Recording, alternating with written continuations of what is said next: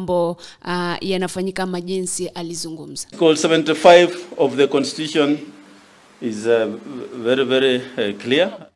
Mheshimiwa kwa wakati ule tulipofika pale hakuwepo.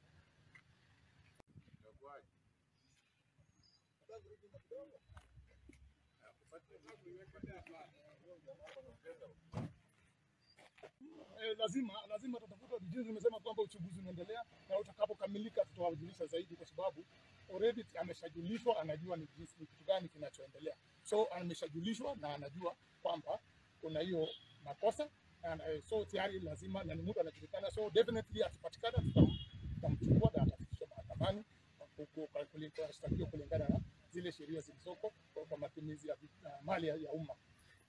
Maybe na motokaa hizi za hiyo gari ya usajili haswa inaaminika kwamba ni gari aina ya Toyota pickup, ni gari ya ndugu yake, kumaanisha pia hiyo gari tunaitafuta na itapatikana pia, tutakuja tukipata pia vile kuna hatia. So uchunguzi unaendelea. Ndugu yake yupi huyu account? Ni ndugu yake, tusiwezi tambua ni nani, lakini ni mmoja hapa ya ndugu zake, sio juu kwa majina. Labda pengine mnamsaka na pengine mkimpata ama mtamshtaki na makosa gani? Naam, mheshimiwa kwa wakati ule tulipofika pale hakuwepo. Lakini kulingana na sheria za magari ya serikali yana utaratibu wake.